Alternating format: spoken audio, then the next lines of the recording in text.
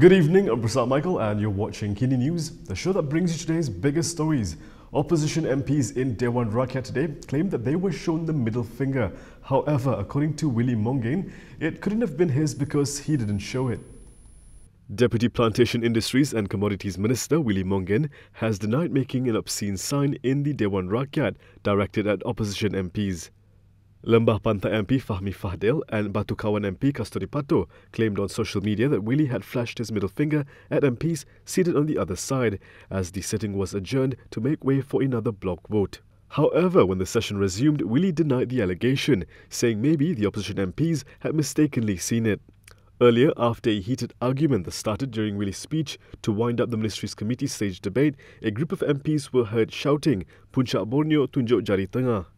Dewan Rakyat Speaker Azhar Azizan Harun, who presided over the session, had directly asked Willie whether he had shown the alleged offensive sign.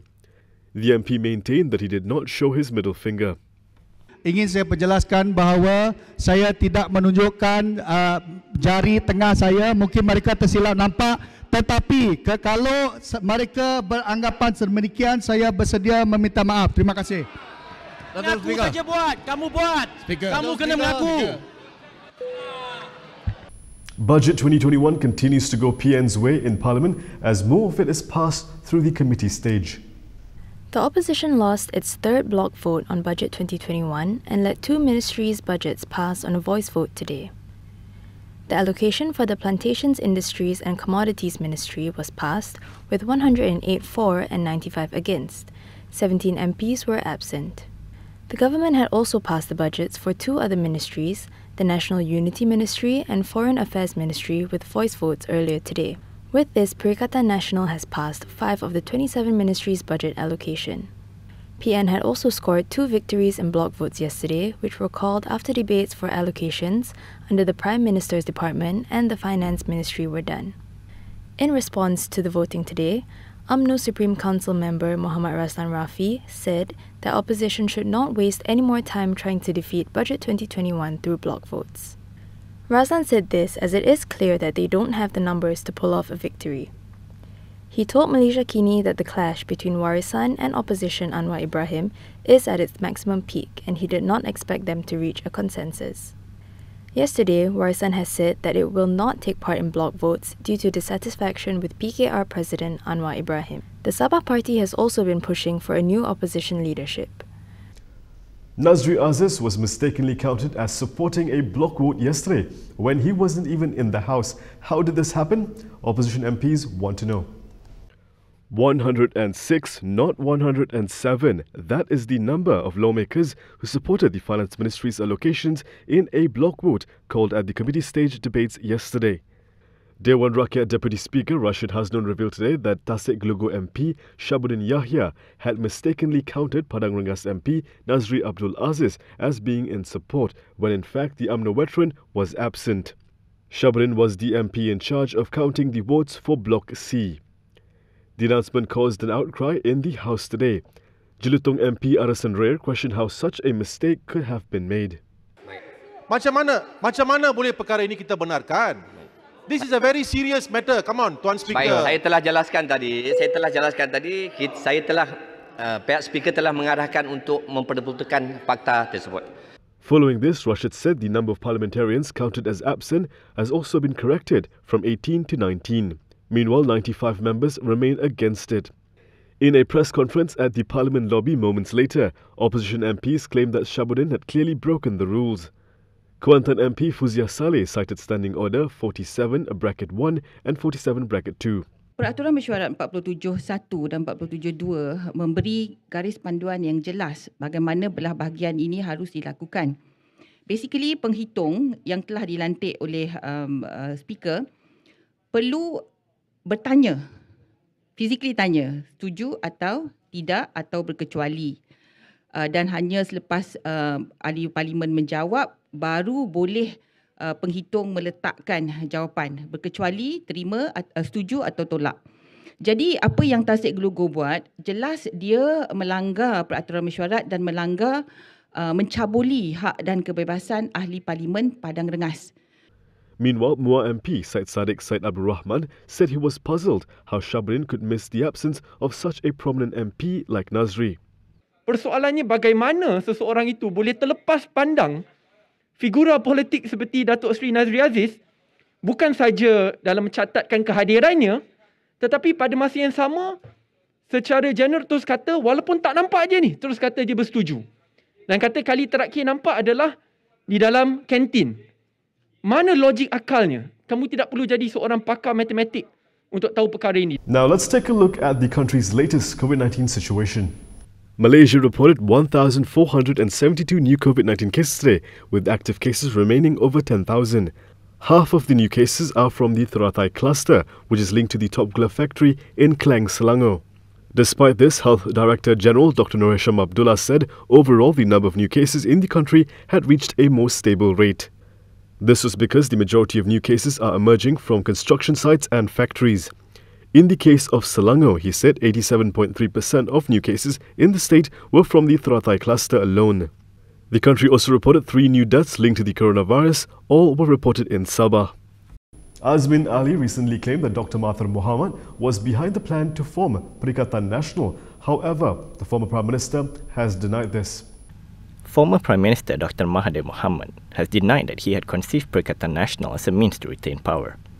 He said this in response to a claim by Gombak MP Azmin Ali, who had said in an exclusive interview with The Star on Sunday that the idea to form PN came from the ex-premier himself as a way to make him a Prime Minister supported by all MPs across all parties.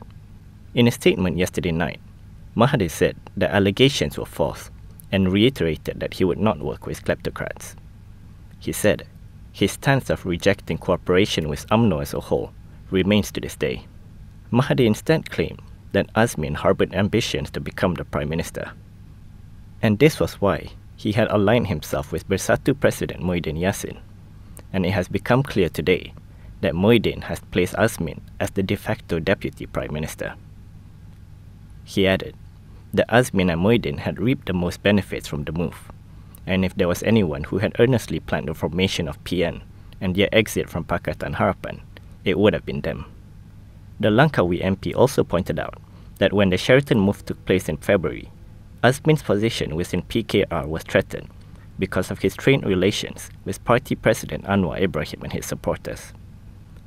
Azmin was PKR deputy president at the time before defecting with several PKR lawmakers to join PN, which together with Bersatu's withdrawal from Harapan led to the collapse of the Harapan-led administration. The deputy prime minister post is currently vacant, and instead Muhyiddin has appointed 4 senior ministers to his cabinet. Azmin is the senior minister in charge of the economic cluster and is also the international trade and industry minister. Police have arrested the main suspects in the murder of a former Mahdi researcher in Bangsa. Police have arrested the main suspect involved in a robbery and murder of a former Malaysian Agricultural Research and Development Institute researcher at his residence in Bukit Bandaraya, Bangsar. Criminal Investigation Department Chief Huzair Muhammad said the main suspect and 2 others were detained in separate raids in Semenyih early this morning. Okey, ketiga-tiga suspek ini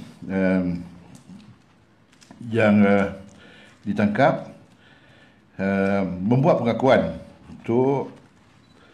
Pengakuan yang paling jelas adalah tangkapan yang ketiga tadi, yang mana kita percaya bahawa pengakuan tersebut adalah pengakuan yang benar dan dialah orang yang telah menetap bangsa bagi kes di Bangsa.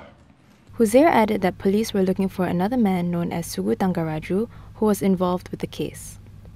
On Sunday, Dr. Hassan Wan Bong, 71, was killed after he was slashed in a robbery at his home at around 3:30 a.m., while his wife, Yusuf, 70, sustained injuries on her hand. The victim was believed to have been hacked with a parang when he tried to put up a fight against 2 robbers who broke in through a kitchen window of the 2-story bungalow. Coming up next, another pharmaceutical company has applied for emergency use authorization for its vaccine.